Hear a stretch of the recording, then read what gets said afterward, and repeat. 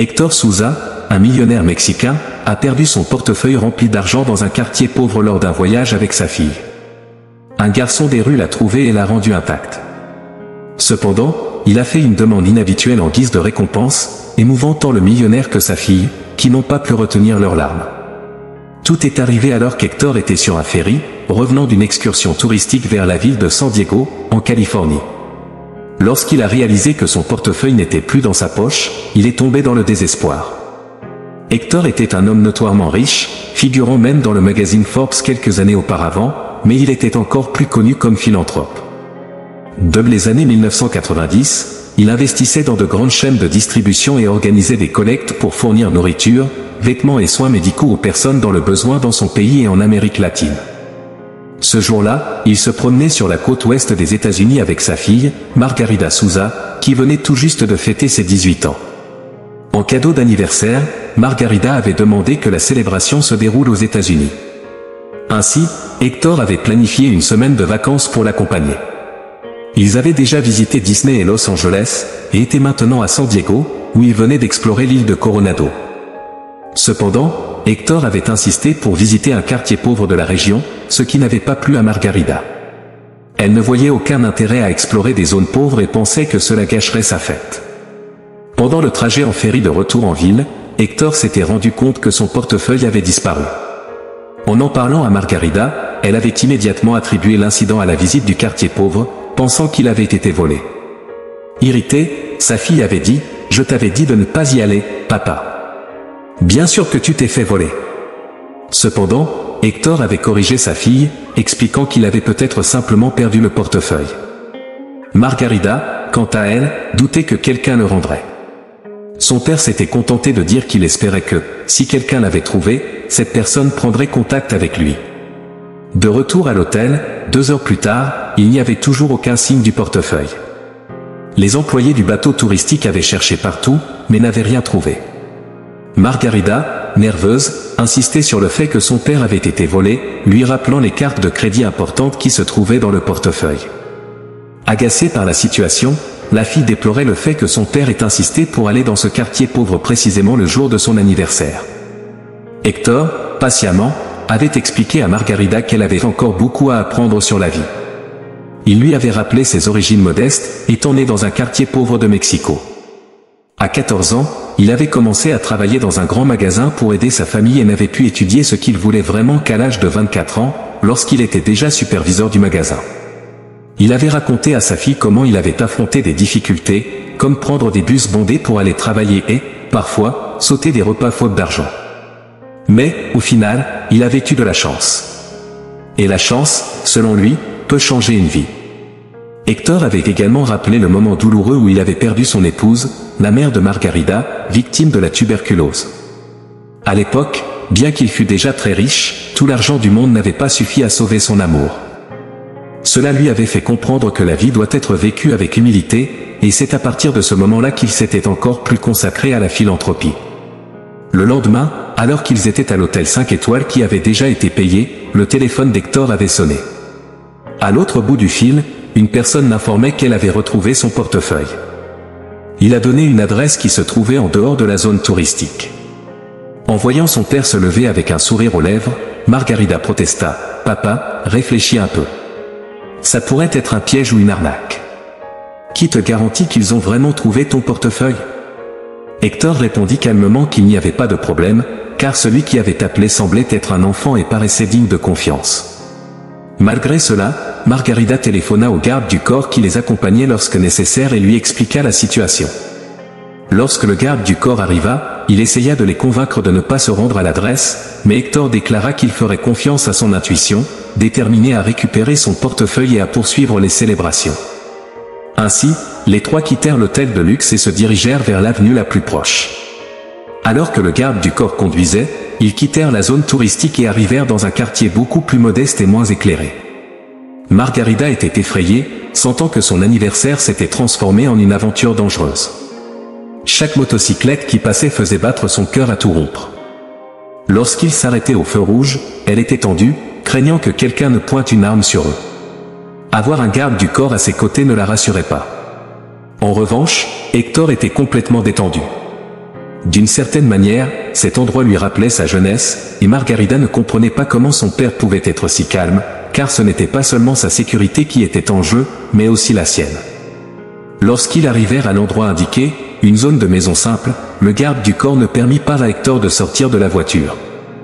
Il tapa dans ses mains, et bientôt un enfant apparut avec le portefeuille d'Hector dans ses petites mains, attendant à la porte. Le garde du corps s'approcha du garçon, prit le portefeuille et le remit au philanthrope. Hector, en l'ouvrant, fut surpris, tous les documents, cartes et l'argent étaient intacts, pas un centime ne manquait. Le garçon, qui ne semblait pas avoir plus de 13 ans, était maigre, avait des yeux vifs et portait des vêtements simples et usés. Sa situation rappelait à Hector celle qu'il avait vécue à cet âge. Le millionnaire sortit de la voiture avec Margarida pour le remercier. « Petit, tu m'as sauvé d'un gros tracas. »« Merci beaucoup, dit-il. » Le garçon, profitant de la sympathie de l'homme, demanda $2. Margarida, nerveuse, se mit à rire et dit « Je ne te l'avais pas dit ? Heureusement que nous avons le garde du corps. »« Quel est le problème, ma fille ?» demanda Hector. « Donne-lui tout l'argent avant que ses complices n'apparaissent, » répondit Margarida. Le garçon, gêné par sa réaction, expliqua « Ce n'est pas du tout ça, madame. Je n'ai simplement pas de téléphone, alors j'ai dû utiliser le seul argent que j'avais pour appeler monsieur depuis une cabine téléphonique. J'ai passé la nuit à mendier dans la rue, mais je n'ai rien réussi à obtenir, alors j'ai utilisé l'argent que je gardais pour acheter un petit gâteau pour ma sœur. Demain, c'est son anniversaire. » Hector, intrigué, demanda au garçon de raconter davantage son histoire, ce qui horrifia encore plus Margarida. Le garçon dit qu'il s'appelait Pou et qu'il ne se souvenait pas beaucoup de son passé. Il vivait avec sa mère et sa sœur dans la rue depuis plus d'1 an. Pou raconta qu'avant d'être expulsé, il avait un souvenir spécial, le seul anniversaire qu'il ait jamais vu, avec un petit gâteau que sa mère avait fait. C'était son souvenir le plus heureux, et il voulait s'assurer que sa sœur ressente la même joie, même au milieu des difficultés.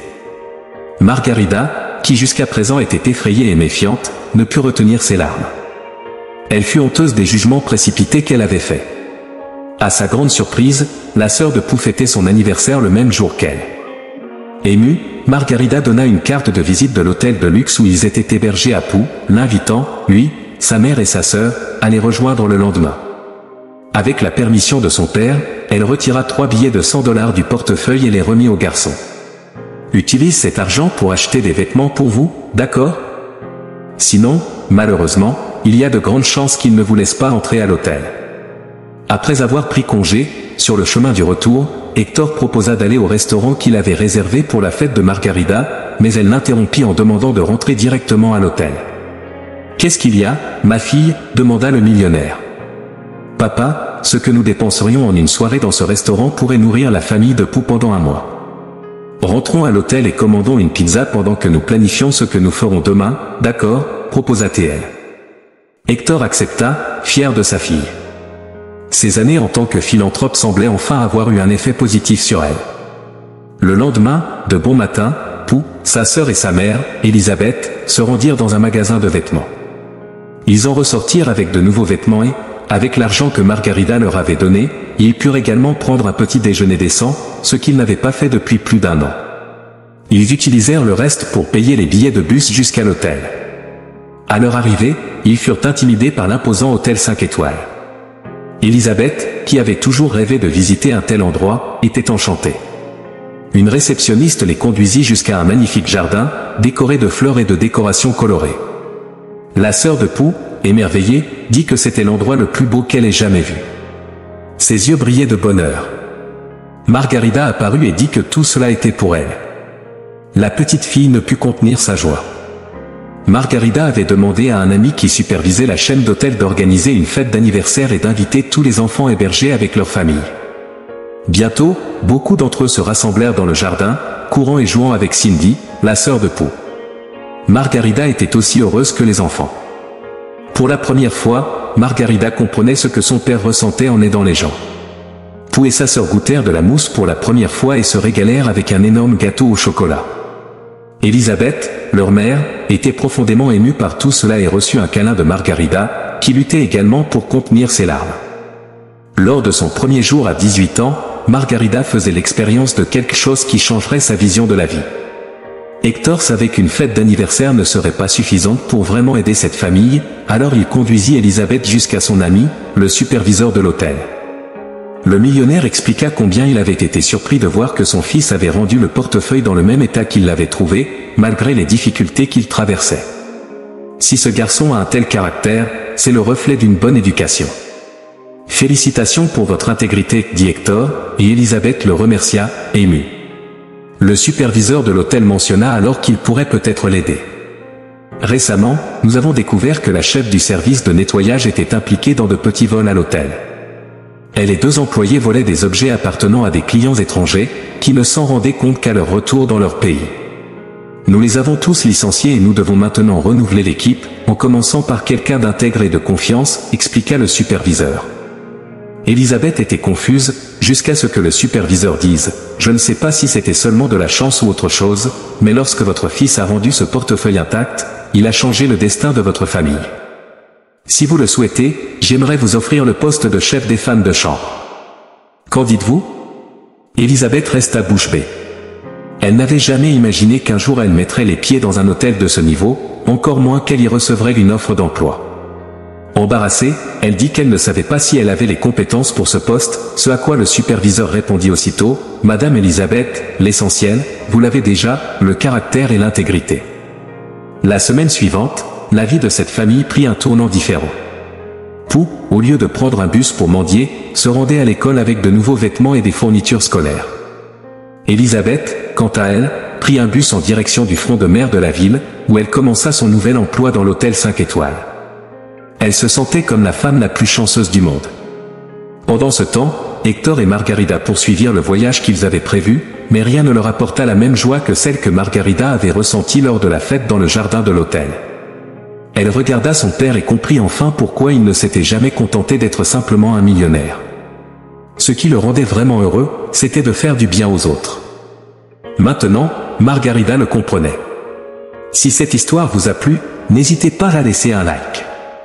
Et regardez cette autre vidéo qui apparaît à l'écran maintenant, elle vous touchera probablement aussi. Bon visionnage et à la prochaine vidéo.